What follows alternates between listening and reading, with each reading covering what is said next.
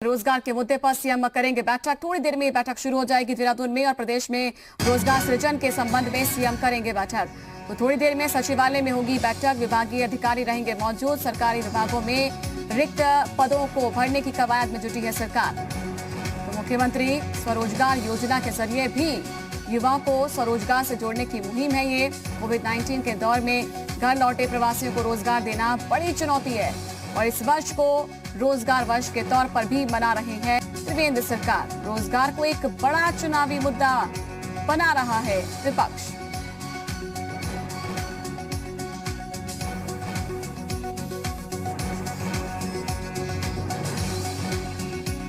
तो एक तरफ विपक्ष इस मुद्दे को भुनाने की कोशिश में है, दूसरी तरफ आपको बता दें कि बैठक शुरू होने जा रही है। रामानुज हमारे साथ जुड़ चुके हैं ज्यादा जानकारी के साथ जी मीडिया संवाददाता रामानुज, क्या कुछ जानकारी बैठक को लेकर, कितनी देर में बैठक शुरू होगी?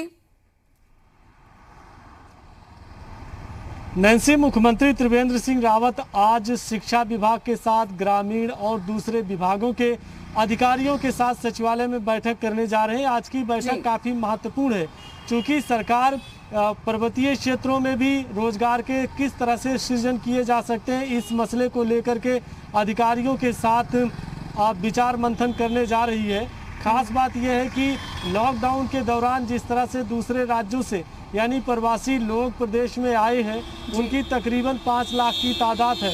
ऐसे में किस तरह से उनको रोजगार उपलब्ध कराया जा सकता है, इस दिशा में सरकार सोच रही है। यहाँ तक कि सरकार ने कहा था कि स्किल डेवलपमेंट के जरिए युवाओं को भी जोड़ा जाएगा। साथ ही ऐसे युवा जो दूसरे राज्यों में अपना काम करते थे लेकिन लॉकडाउन के दौरान वो प्रदेश चले आए, तो उनके स्किल को देखते हुए किस तरह से उनको रोजगार से जोड़ा जा सकता है, उन्हें कैसे रोजगार दिया जा सकता है, इस दिशा में चर्चा होनी है।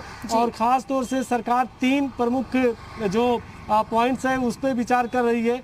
पहला तो ये कि पर्वतीय क्षेत्रों में कैसे कृषि आधारित जो उत्पादन है उसको बढ़ाया जा सकता है और नई मंडी कैसे विकसित की जा सकती है। तीसरा सरकार का एजेंडा ये है कि जो शहरी क्षेत्र के युवा हैं उनको कैसे रोजगार से जोड़ा जाए जी।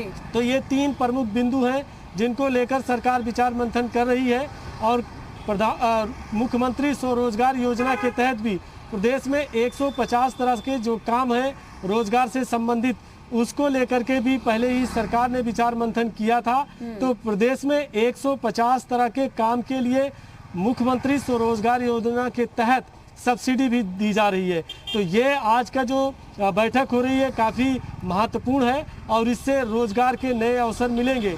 यकीनन सरकार की कोशिश यह है कि अब ऐसे युवा जो प्रदेश में लौटे हैं उनके स्किल को देखते हुए उनको ग्रामीण क्षेत्रों में कैसे रोजगार उपलब्ध कराया जाए, इस दिशा में सरकार विचार मंथन कर रही है।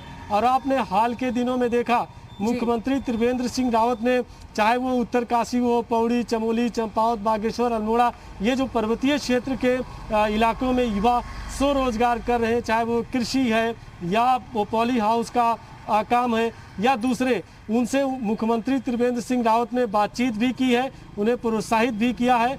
मुख्यमंत्री स्वरोजगार योजना के तहत सब्सिडी भी दी जा रही है। तो ये देखना होगा आज की जो बैठक है इसमें स्वरोजगार के तहत जो सरकारी विभाग है और कितने पद खाली हैं उनको किस तरह से उनकी परीक्षा होकर के नए पदों का सृजन किया जा सकता है, भर्ती हो सकती है। ये तमाम महत्वपूर्ण जो बिंदु हैं, इन बिंदुओं को लेकर के सरकार आज विचार मंथन करने जा रही है। और उम्मीद यही है कि आज की बैठक प्रदेश के युवाओं को सरकार की तरफ से एक तोहफे के तौर पर हो सकती है, क्योंकि सरकार ने भी कहा है कि सरकारी विभागों में जो भी पद खाली है उनको जल्द से जल्द भरा जाएगा। तो क्या ये माने कि ज्यादा से ज्यादा नौकरी देने की जो कोशिश है सरकार की, उसके लिए जल्दी खुशखबरी प्रदेशवासियों को मिल सकती है? क्योंकि एक तरफ विपक्ष भी तैयार है कि अगर ऐसा नहीं कर पाते सरकार तो इसी मुद्दे को अब भुनाएंगे वो चुनावों में।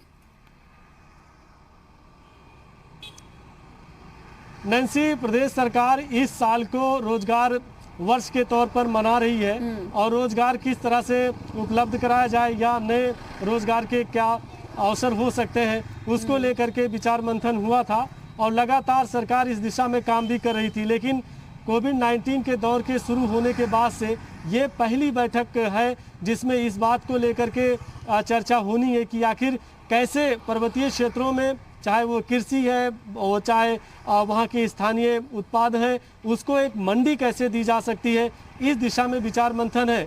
और जहाँ तक विपक्षी पार्टियों का सवाल है, यकीनन कांग्रेस पार्टी इस बात को उठाती रही है कि प्रदेश के युवाओं को रोजगार नहीं मिल पा रहा है, और जो प्रवासी प्रदेश में लौटे हैं और उनके स्किल भी है, लेकिन उनके स्किल के मुताबिक सरकार उनको रोजगार नहीं दे रही। तो ये मुद्दा ज़रूर रहा है, लेकिन मुद्दा राजनीतिक तौर से अगर हटके देखें तो काफ़ी महत्वपूर्ण इसलिए है कि पर्वतीय क्षेत्रों में और मैदानी क्षेत्रों में जिस तरह से विषमता है, इसके मद्देनज़र आज की बैठक काफ़ी महत्वपूर्ण है।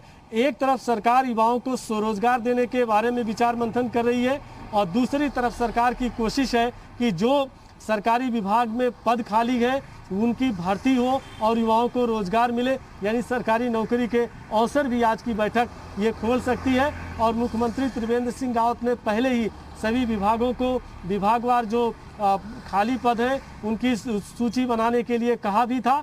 तो उम्मीद की जा रही कि आज की बैठक में इन दोनों मसलों पर चर्चा होगी, और ये प्रदेशवासियों के लिए, युवाओं के लिए काफ़ी महत्वपूर्ण हो सकती है। जी, लेकिन अभी इस पर भी चर्चा होना आवश्यक है कि किस आधार पर आप कितनी जल्दी रोजगार सृजित कर पाते हैं। स्वरोजगार की योजना है मुख्यमंत्री की, तो अब देखना होगा कितना वक्त इसमें लगेगा। भले ही बैठक होने वाली है, क्योंकि अब तो ताक लगाए बैठे हैं लोग जो बेरोजगार हैं कि जल्द से जल्द इसका ऐलान हो जाए, जल्द से जल्द भर्तियां हो जाए। ऐसा ना हो सिर्फ ऐलान मात्र हो जाए और भर्ती के लिए हम फिर बैठे रहें, इंतजार करते रहें। इसके लिए सरकार को ज्यादा जो है पहले सोचना होगा, अधिकारी को निर्देशित करना होगा कि आप अलर्ट रहिएगा इसके लिए। नैन्सी, देखिए 1.5 साल के बाद प्रदेश में एक बार फिर से विधानसभा का चुनाव होना है। तो ऐसे में जो 1.5 साल का वक्त है, ये सरकार के लिए भी किसी चैलेंज से कम नहीं है।